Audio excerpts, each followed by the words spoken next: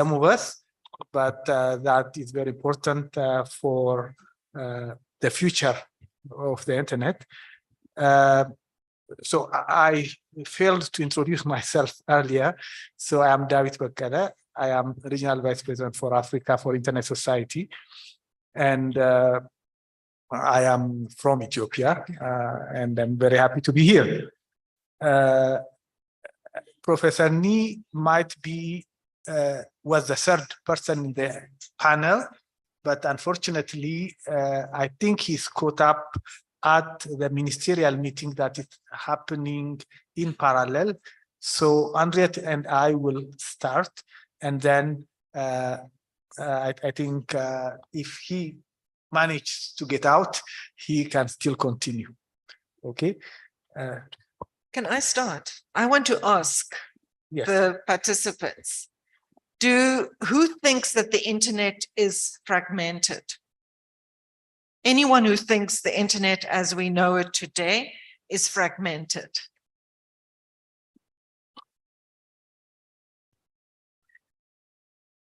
I think Henriette, is there know what internet fragmentation means? Maybe well, that's let's ask anyone who thinks the internet is not fragmented. There's one there. Anyone else? And another one. So before we start, I just would like you to say to us, the two of you, please, our two eminences, Maimura-san and Master Elkins, to tell us why, just briefly, but you have to go to a microphone. Why do you think it's not fragmented? And not a speech, please, just a very short response.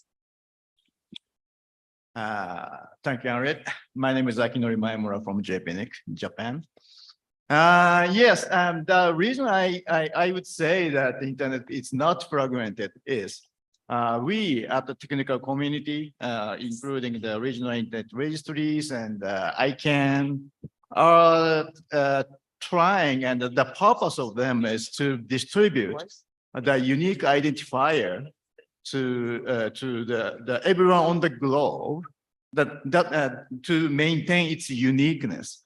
That is not to fragment the internet. If we try to fragment the internet, we would distribute the identifiers, which is a little bit different ones, different systems of the identifiers to the place to place. So, but we are not doing that. That is all reason why I don't think internet is not internet is fragmented. Thanks. Good morning, Mark Elkins. I don't think the internet is fragmented because, generally speaking, I can get to where I want to on the internet from anywhere as long as the local internet is working. People may believe that the internet is fragmented in certain areas because of what they do and how they do things and the associations or the committees or whatever it is that they're running. Not wishing to speak to other people. So that fragmentation, if it does exist, is brought about by those organizations. And I believe it to be fictional, except in those people's minds. Thanks, both of you. So now I'm going to give the mic to, now Dawood can start. I just butted in and apologies for that. Yeah, thank you. Oh, I'm sorry, I was distracted, but I heard the beginning of what Mark was saying, and he said he can communicate with anyone around the world. Are you sure? Aren't there parts of the world where we cannot communicate? For example, currently there are parts of the world that are under internet shutdown. You will not be able to communicate with them. There are parts of the world where some of the applications that you are using are not accessible. So, in fact, I was going to ask the question, in fact, what is it that you liked when you joined, especially for those of us who were alive when there was no internet? What was it that made it so interesting? And for me, what made the internet so interesting is that exactly what you said, that I could connect with anyone around the world who is on the internet and with very little or almost no cost. Is that true today? Is it going to be true in the future? That is exactly what we wanted to discuss today. So let me go to what I have prepared. I know that the concept of internet fragmentation is new, and even the definition is not very clear. So sometimes the name that we use are internet fragmentation, splinternet, cyber balkanization, and other names. The internet fragmentation or splinternet is the idea that the open, globally connected internet, we all use splinters into a collection of isolated networks controlled by government or corporations. There might be many reasons for that balkanization or splintering. It can be technology. Unfortunately, technology also contributes in some cases. It can be commerce, politics, nationalism, religion, and divergent national interests. Some examples of small things. Sometimes they are so small that you think they don't matter, but they do. For example, some of the examples that we have collected at the Internet Society, there are some service mandates, like in India, that requires certain servers in India to use 2 specific NTP servers rather than the thousands that are available online. That will fragilize the system because time is critical for everything that happens on the internet. Without the right time, very bad things can happen. And something that was put in place by the Indian government, supposedly for cybersecurity reasons, can become itself a problem for the internet. You know that there are many application bans. Twitter was banned in Nigeria, TikTok in some parts of the world, especially in Europe and the US. In my own country, Ethiopia, Telegram was banned, even if it was not official, but you couldn't use Telegram for a very long time, etc. Content moderation. Governments could decide to block content at the level of the network, and it's not only their own people that they are depriving that content from, but also people from around the world. If, for example, you are accessing some content from a country and that country bans that content, then you don't have access to it. Internet shutdowns. And in Africa, we are very much concerned. There are so many regions, countries that are on shutdown almost on a daily basis. And recently, even though it didn't materialize that much, there are more and more calls to sanction a country from the internet. You have heard about sanctioning Russia. And I'm personally worried about that because sanctions, there are no regions that have as many sanctions as Africa. So if internet becomes one area where we sanction, then it might be Burkina Faso tomorrow, then Mali, then anywhere there is a coup d'etat, we are going to sanction that country and take it out from internet. So there will be parts of the world that will not be accessible on the internet. National gateways.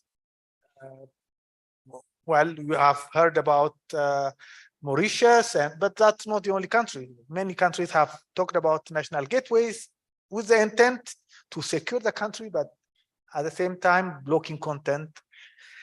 And one of the most controversial one is the sender pays laws, where many network operators start to say, well, we are building the networks. We are the ones who spend the money. But the content providers come and really ride on our networks. They have to pay for that. It seems logical, and sometimes I sympathize with them. But in reality, what happens is that, it's against net neutrality. If, what made the internet so interesting is that you have new applications that come and they can really, there is no one to authorize them to be on the internet, and they can become the next Google, the next Facebook, etc. And if we have this kind of laws, then it will become more and more difficult especially for the new entrants. And we are going to lose one of the most important things about the internet. So what are the impacts for Africa, but also for the whole of the world? Internet users might not be able to access parts of the internet. It's already happening. It's not that it's not happening. Currently, I come from Ethiopia, as I said. There is one big region, the Amhara region, that I cannot access because they are under internet shutdown. And that was true before for the Tigray region, and etc. So it has become something that we don't even mention because it is so common. Some content and applications are not available to some users, as I mentioned earlier. And what is, it is something that you can say, okay, well, today we don't have internet. It has big consequences on the country's economies. Who is going to really put, an important infrastructure in a country where we don't know what will happen tomorrow? We cannot put a server in a country where there is a risk of shutdown, where there is a risk of a law that will filter something, and not everything on that server will be accessible. And we are going to miss something that has been, at least for me, the most fantastic thing about the internet is that it is global. And we are going to miss that. We will have islands. We'll go back to where we were before. I was thinking earlier today, how many times I communicated outside of my country before the internet. I can tell you maybe not once a month or less than once a month. I didn't communicate with people outside of where I am. Even when I was abroad, calling my home, my family was so expensive that I called once a month at the very best. Now, think about how many people you have connected with since this morning, and from how many countries. I'm sure the average is more than 10 for many of us. And this is something very important that we might lose, because when you start communicating, you will have to say, where is that person? Are they going to access my message? This is not the internet, and this is not what we want to have. But the problem is that it is so slow that we don't see it coming. And we might think, well, and we take the internet for granted. Let's say it. I'm sure it's like the telephone or the electricity that we have. Those of you in South Africa might testify. you thought that you'll never have, you'll always have the electricity. And recently I hear Andrea telling me, sorry, I cannot, I have to disconnect now because I won't have electricity. And I don't think that she thought that this would be the case 10 years ago, but that is the reality today. Dawood, I never take power for granted. Yeah, but many take it. So let's not take the internet for granted.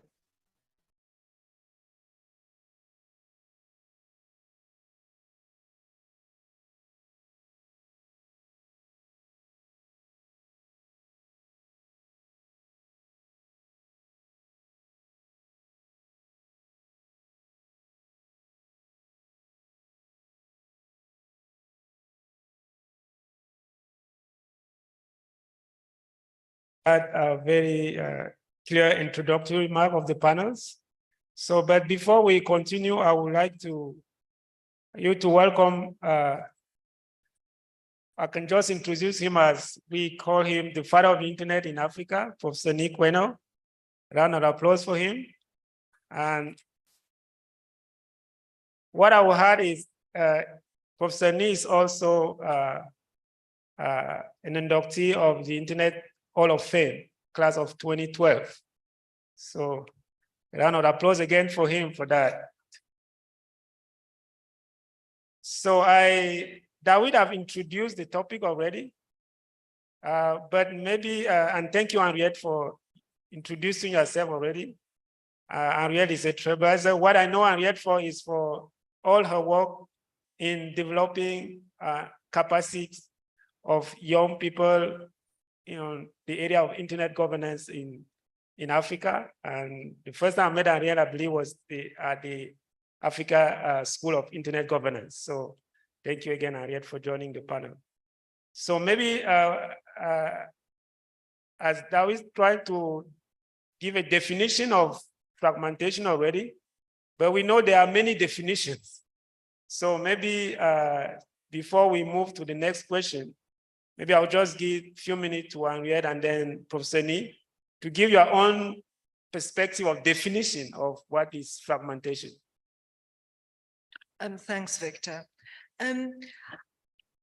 I think it is really interesting, actually, that when we asked two really experienced technical people in the room said they don't think the internet is fragmented.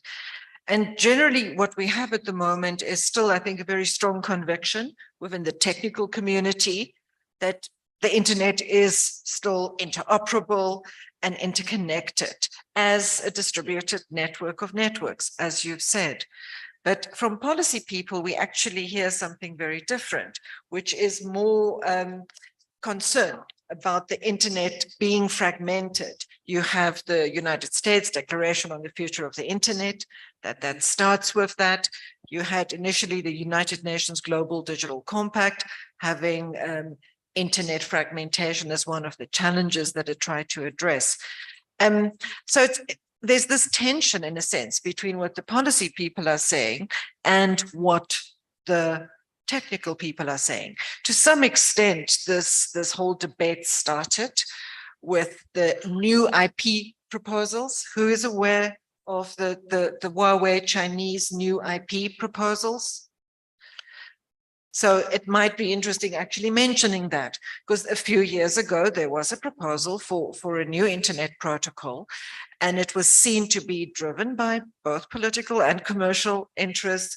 And it was also seen to be a proposal that was gaining traction in Africa, amongst African governments in particular. And there was a very, very severe sort of geopolitical reaction against that, in my view, an overreaction from Europe and from the US. So it's very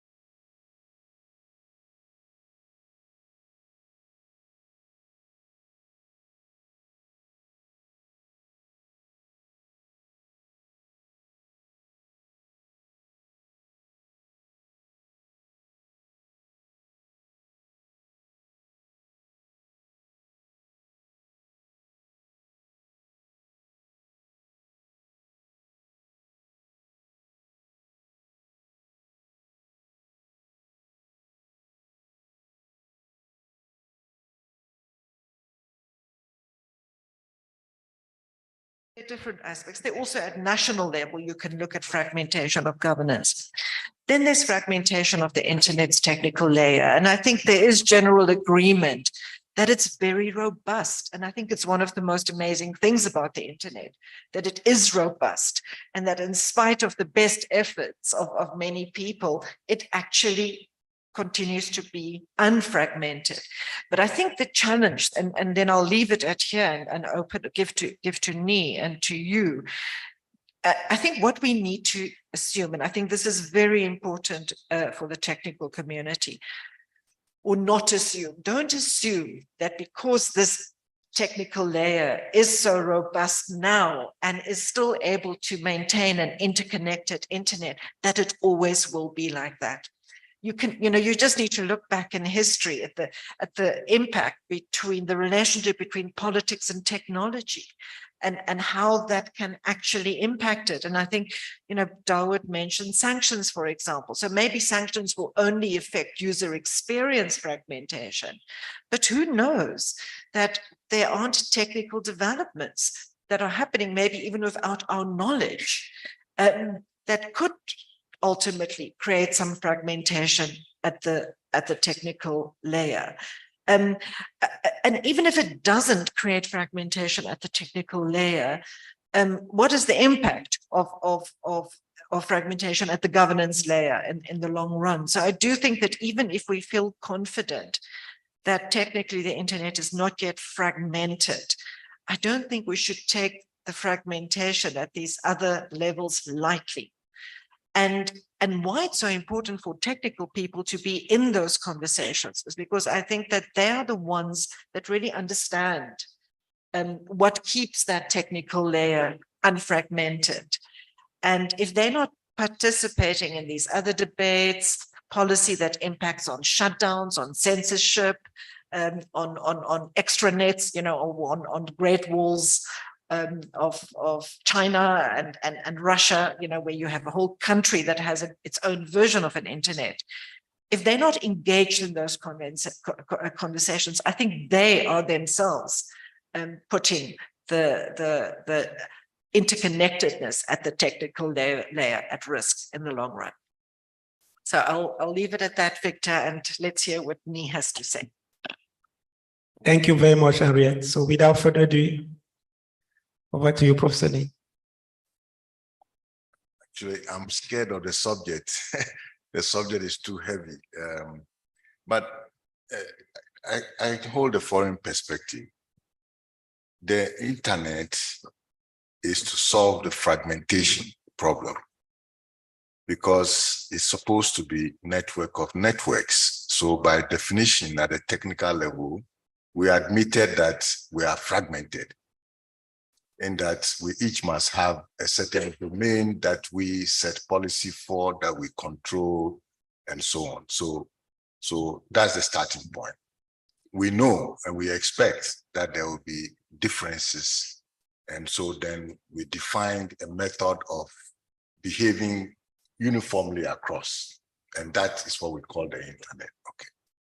So that brings me to the thoughts of this Japanese thinking. If you have a pottery that is very precious and it happens to break, they call it kintsugi. You are able to melt back your pot with gold to become even stronger than the original pot. Okay. So here the analogy here says that we are starting with a broken pot and we are using TCP/IP to glue it back together to become stronger than each of the smaller pieces. What we perhaps have to do is look at the two other areas and ask, what is the equivalent of TCP/IP in terms of the fragmentation at the governance coordination level? And likewise, from the user experience, what is that? Because I reckon that the users themselves are fragmented. We like different things, okay? And so we need to find a way by which I can begin to like what you like, okay? Through the process of maybe harmonization, engagement, and so on. So notice that the three problems are really all same problem. And maybe the same technique we use for the technical one is what we might want to find the equivalence of in the two other layers.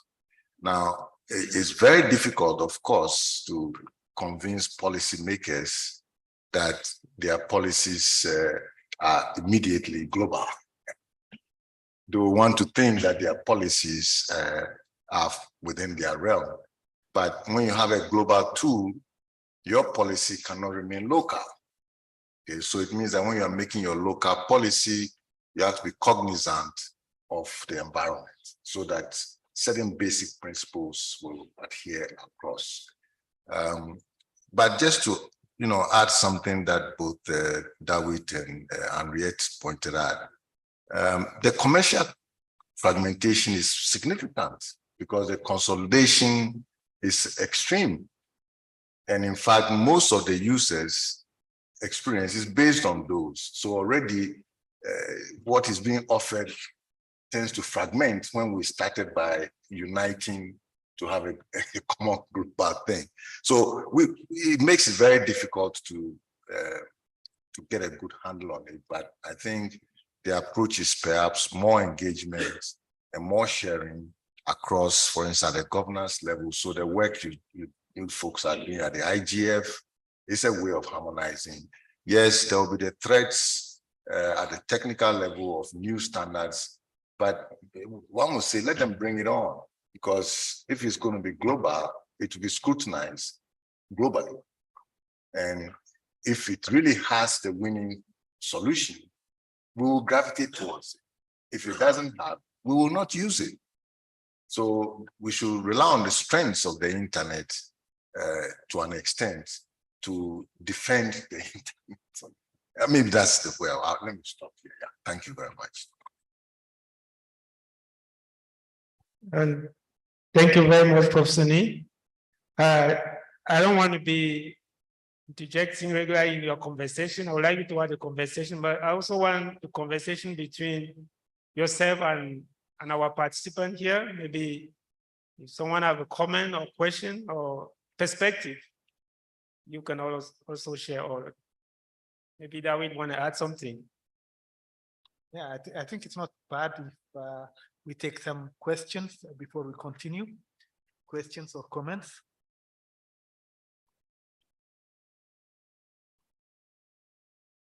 Mark Elkins again.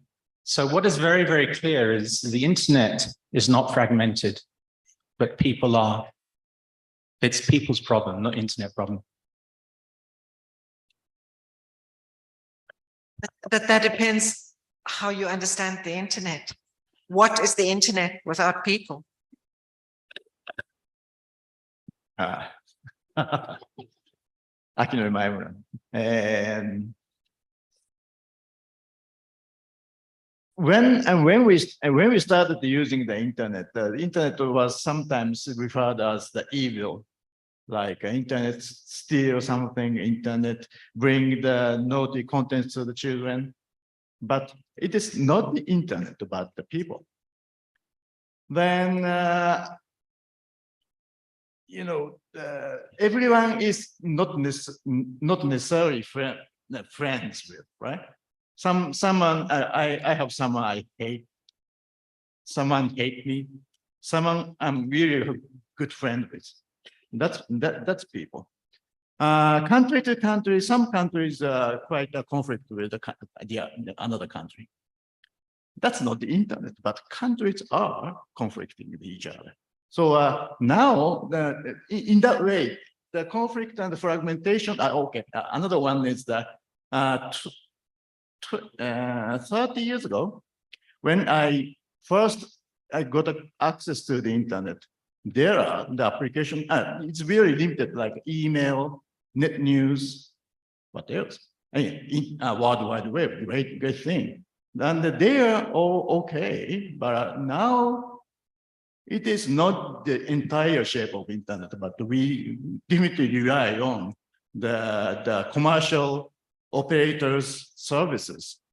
Then maybe we are not living in such a primitive internet, but quite commercialized and empowered internet, which is quite a commercial situation. It's all about business. So, to think, to extend my thinking on that, I sometimes wonder what technical community is doing.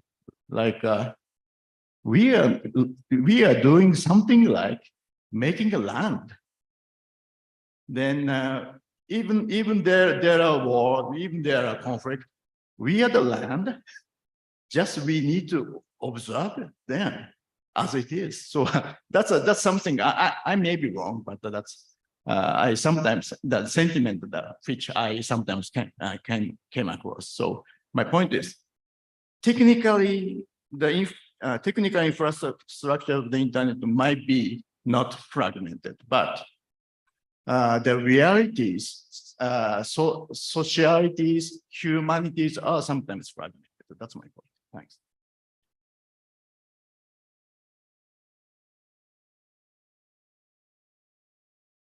Yeah, I think we agree that probably at the current moment, the technical layer is probably the least fragmented. As Professor Nee said, maybe the other layers might learn from how this happened, how the technical people, left their differences and agreed to work together for a global internet. It's true that human beings are complicated, and when you go to the social levels, the political, etc., things get more complicated. It's not about exchanging bits, but it's about exchanging ideas, and not everybody agrees that those ideas are important. I think that it is more complicated, but you might be right. For example, yesterday we were talking about the multi-stakeholder model, the consensus-based, discussions, etc. These are things that, that have come, I believe, from the technical community, and that might help the others to find solutions for the problems that might bring the fragmentation. I don't know if Andrea, what you have. I think that we cannot, it's naive to think that the internet is isolated from the rest of society. Bad things are done on the internet by bad people who do bad things offline as well as online. So I think we know that when we're looking at how to combat cybercrime, how to deal with child sex abuse, for example. We cannot just deal with these problems on the internet. We have to deal with them in society as well. And I think that applies to fragmentation as well. And I think that this notion, I think there's a little bit of internet protocol, TCP/IP is so powerful that I think we sometimes take its power for granted. And I think we shouldn't. It's powerful, it's been historically powerful, it remains powerful.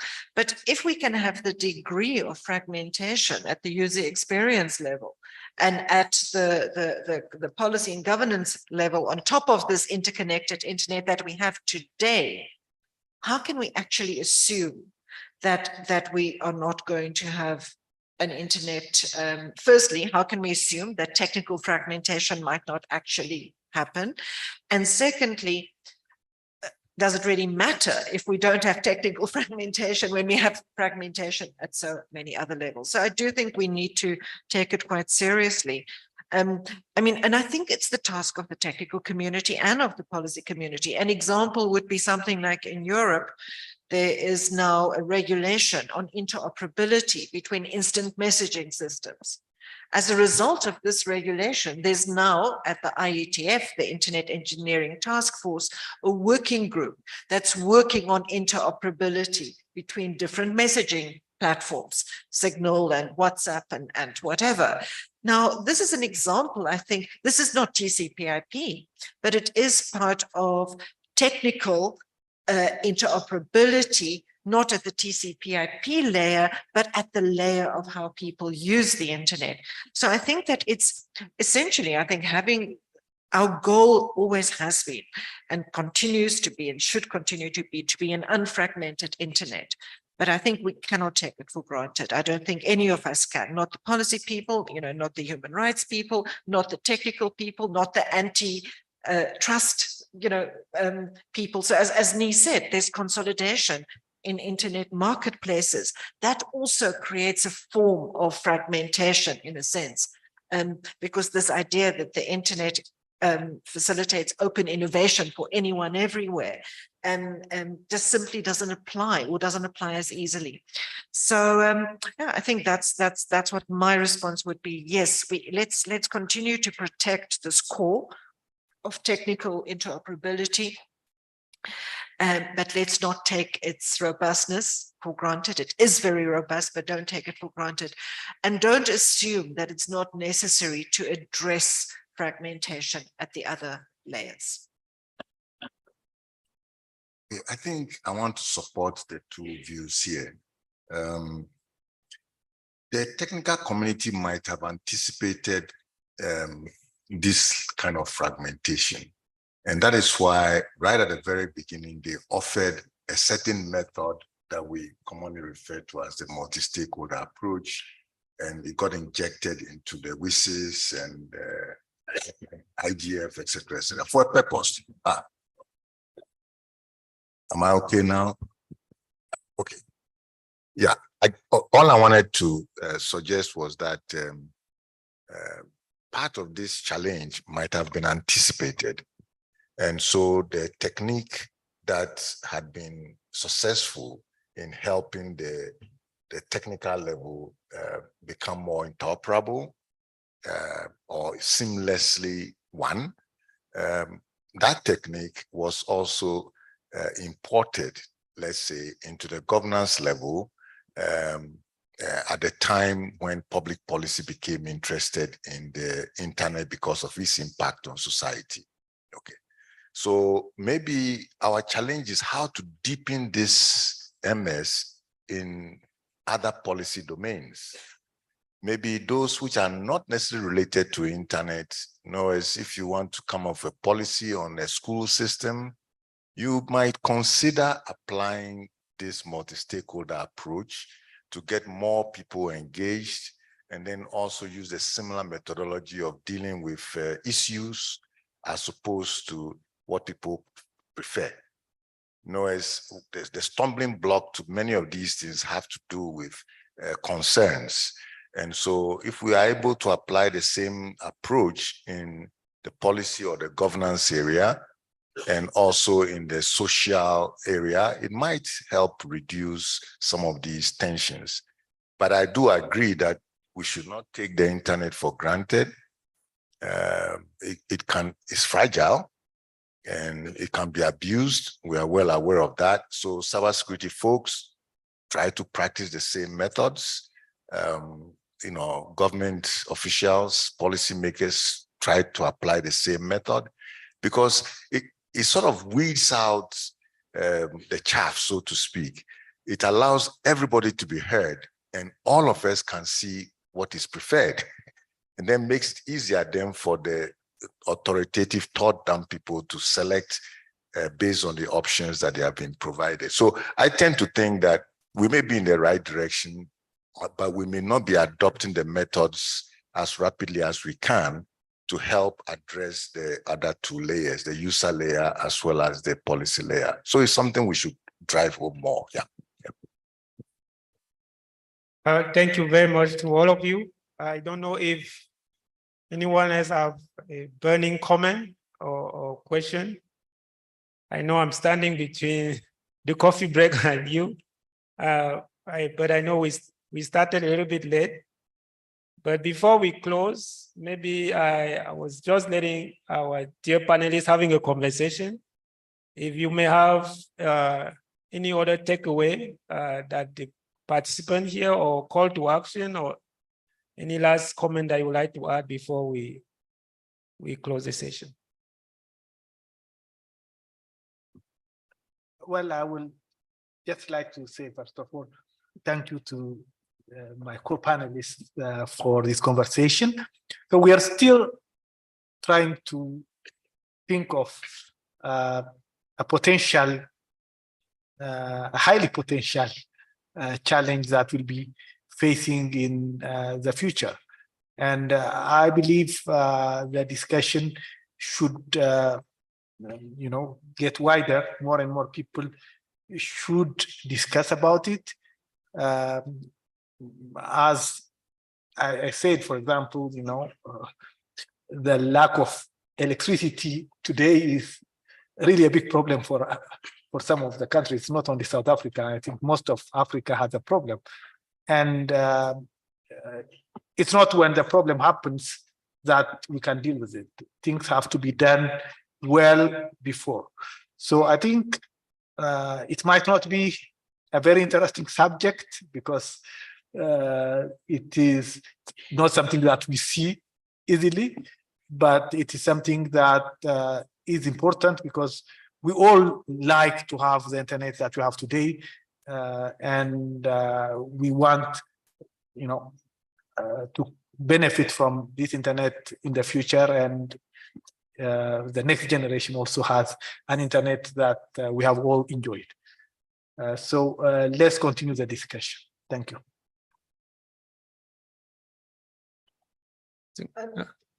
I think the only thing I would add is that in Africa, the aspect of fragmentation of the user experience that is the most prominent one is digital inequality. I think that's the one thing. We can talk about this fragmentation at the policy layer and at the user experience layer and at the technical layer, but let's not forget that while we don't have all Africans with availability and affordability to use the internet, here in Africa, our internet will be fragmented. Thank you, Henriette. Lastly, Professor Lee. Oh, no, I think the important thing is that we are discussing it. We are here together. We seem to agree there's a problem, and it's from the different views. But we have tools. Okay. One, you mentioned the layers. So we are going in layers. So from the bottom, I can't solve the top. Okay. But others at the upper layer might be able to. Now, how do they go about it? Inherit some of the, methods which have worked to, maybe simplify the problem at the technical level, might be applicable in the higher layers as well. And that is a good way to go. We are not going to solve it instantly because this affordability business is a big issue. It's a fragmentation. Okay. Educational differences, a fragmentation. So our problem is large, but we're going to have to apply the same methods that have worked at a lower level, perhaps adapted in the higher levels, because the IGF approach is slightly different from IETF, okay, from ICANN, from AFNOG, and so on. So we can do it, and we should just move forward talking about the issue and looking for what are the knots to solve. Thank you. Thank you all very much, and join me again in thanking our dear panelists. And this brings end to our session. So a round of applause for the panelists. And then over to you, Marcus, right here.